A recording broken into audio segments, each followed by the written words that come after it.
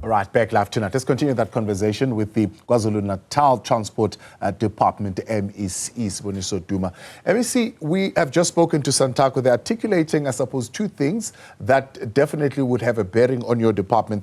The first thing is the continuation of issuing of operating licenses in routes that are obviously already saturated, saying that in itself causes the kind of tensions and conflicts that you are seeing, where then you have a jostle for routes because people have more taxis that want to operate in a route that otherwise is already saturated. Can your department intervene?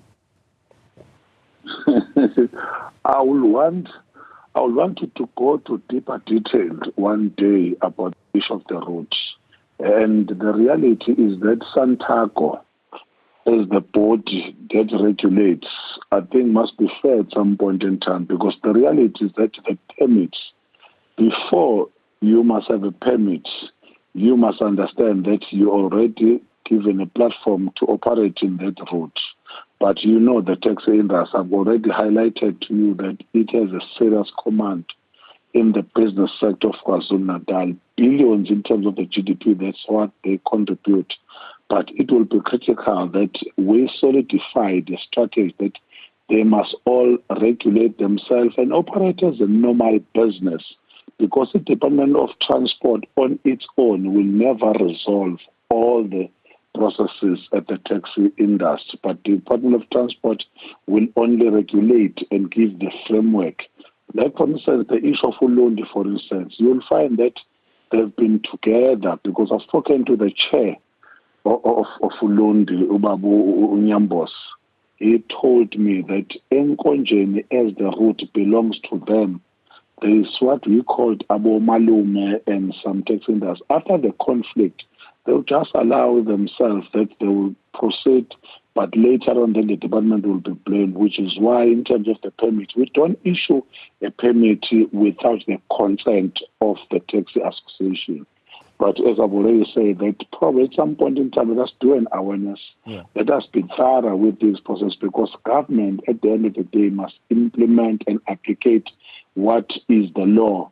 And unfortunately, the law will not be applied just in any spectrum, because we are not a blind government where we'll issue a permit, even if it means that in that road we are going to cause a conflict using that one. So we are thorough.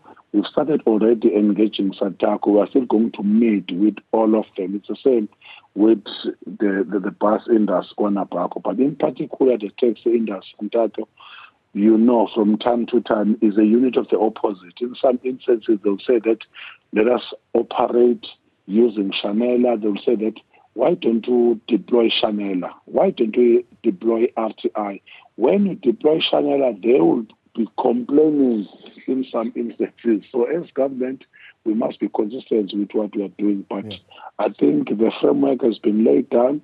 The relationship is there, but we are going to work together eventually. Because let's talk about that a little bit, the question of Chanela. They're saying it seems you've got only one tool in your arsenal for all infringements. So whenever Chanela is being operated, the only thing that you do now is impound. The PTU is not being given, for example, powers to issue fines as opposed to impounding a vehicle. Yes, it's your right to impound, certainly, but you seemingly are impounding even for minor infringements, because that's the only tool that you have in your arsenal. What is the understanding there?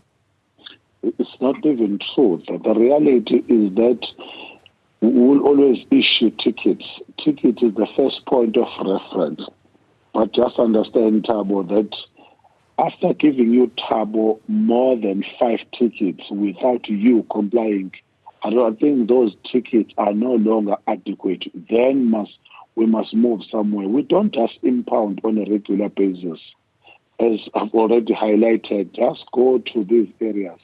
You'll find that someone who's familiar, probably with 11 taxis, will want to increase the scope by buying, and I go to buy a vehicle, a new vehicle, without first attending the new route.